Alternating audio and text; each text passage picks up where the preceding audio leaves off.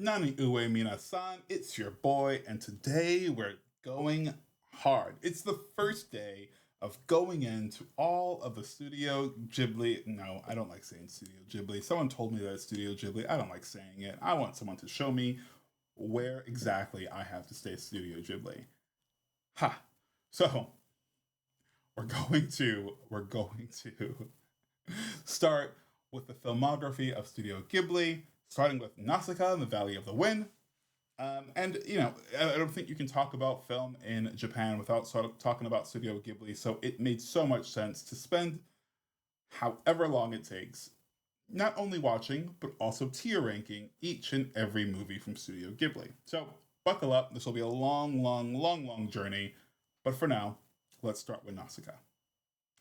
Nausicaa was directed by Hayao Miyazaki in 1984, and this film has had a lasting impression and impact on filmmakers and anime lovers worldwide. It's got a powerful and environmental themes, a fearless, badass female lead, and a jaw dropping animation.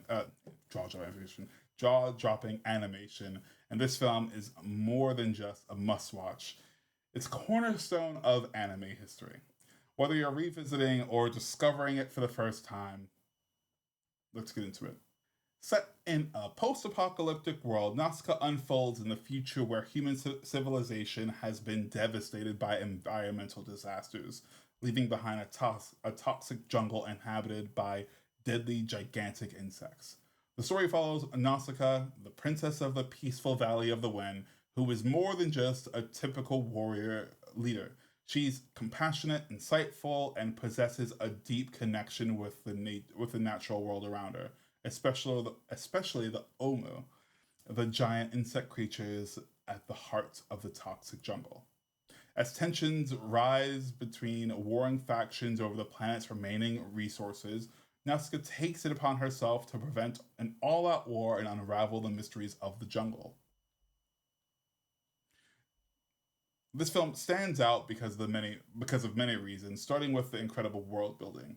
Miyazaki crafts a world that's not just fantastical but also hauntingly familiar. The toxic jungle is beautifully animated yet terrifying, serving as a visual reminder of nature's raw power. It's a place where beauty and danger coexist, underscoring the film's message about humanity's strained relationship with the environment. This theme is more than relevant today, obviously more than ever, as the story delves into how humanity exploits, misunderstands, and must ultimately learn how to live in harmony with nature. And I don't say that lightly, knowing the past few weeks and months of hurricanes, earthquakes, and other terrible, terrible storms. But back to the film. This film is obviously great to look at. Its hand drawn animation captures lush, intricate details of the world. Whether it's sweeping landscapes or complex designs of the Omu, or Nazca's graceful flight on her glider, each frame feels alive. Miyazaki uses animation not as a decoration, but as a storytelling tool. Asuka's flight isn't just a cool visual; it symbolizes her freedom and her role as a bridge to and her role as a bridge between humanity and nature.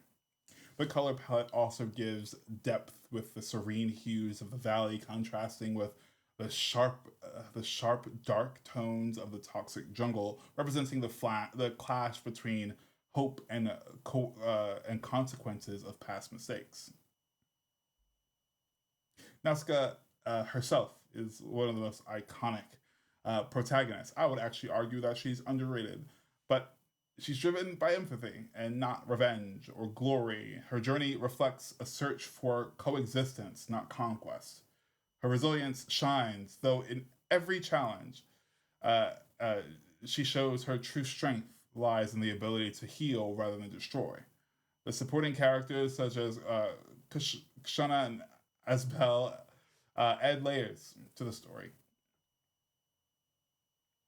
Kishel isn't a one dimensional villain either. Her motivations and complexity make the conflicts feel more grounded. The absence of clear-cut heroes and villains emphasizes the moral ambiguity of the world. I think, having seen only a handful of Ghibli films so far, I think that's true about a lot of these films. It's not as clear cut, just like it's not just for adults or just for children. I think Miyazaki has a real poetic view on the world and what we're supposed to be doing on this planet. And I think he can do it in exciting and fun ways, but he also knows how to drive the point home. The film's central environmental message is hard hitting. The toxic jungle is a direct result of humanity's past mistakes. How do we get away from that? How do we reconcile that? We love, post-apocalyptic, dystopian imagery, dystopian films, arts, and we're not able to contend with the idea that our leaders are normal citizens, don't understand climate change, or that the world is changing around us and it's only up to us to be able to do something about it. I don't know. I started this with real high energy and then got completely sidetracked by, I think, the real worldness of this film. Before we get into the tier list, I want to dive one more level deeper into the cultural themes. So let's discuss the film and why it's perfect for Japanese learners.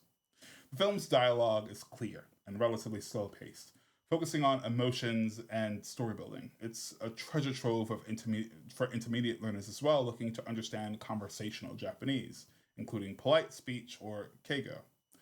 For instance, Nausicaä often uses formal language, offering valuable insight into respectful communication. The movie is packed with relevant vocabulary and kanji such as mushi, meaning insect, and mori, equaling forest, reflecting the environmental themes. The film also serves as a great way to learn nature-related words, like shinzen kotoba, still commonly used in everyday Japanese. Like many of Miyazaki's works, Nausicaä is deeply influenced by Shinto beliefs, which emphasize the sacredness of nature and its interconnectedness with human life. The film serves as a cautionary tale, reminding us that if we neglect our planet, the repercussions could be dire.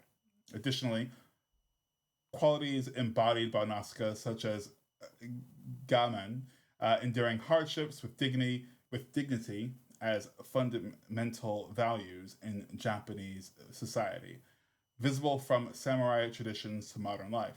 Watching her journey offers not just language lessons, but a cultural understanding of how these ideas manifest in Japanese storytelling. And now, off to our tier list. All right, where does Nausicaä land on this list? Listen, the little heroine, princess from the Valley of the Wind, I really enjoyed it. I don't think it's an S tier. I don't think it's an S tier film. I'm really interested to actually read the manga and see what changed and see if I can get more of an insight and more in depth with the characters and the story, but I don't think it sits up here. My initial instinct is to put it in B tier, mainly because I know that we are going to come across some real crowd pleasers. But with that said, having not watched a lot of these films, I'm going to go with what I think is a solid baseline, and I actually think that's an A tier film. The character development was great. The story was great. I really enjoyed being able to watch and listen to all of these new phrases and these new words and be able to catch some things and be able to understand them. So I think Nausicaä is going to sit as in the A tier for me. But I have every right to lower these films or bring them up a bit higher as we go along. But what do you think? Does Nausicaä sit at an A? Is it one of your S tier films? Listen, we'll certainly get through all these films together and see exactly what we think about the Ghibli catalog, the Ghibli catalog. But tell me what you think below, because I'd love to hear from you. Like, subscribe, and follow me on this journey. Listen, we've got a lot of films to go, and it'd be fun to do it together as a team. Anyways, until next time.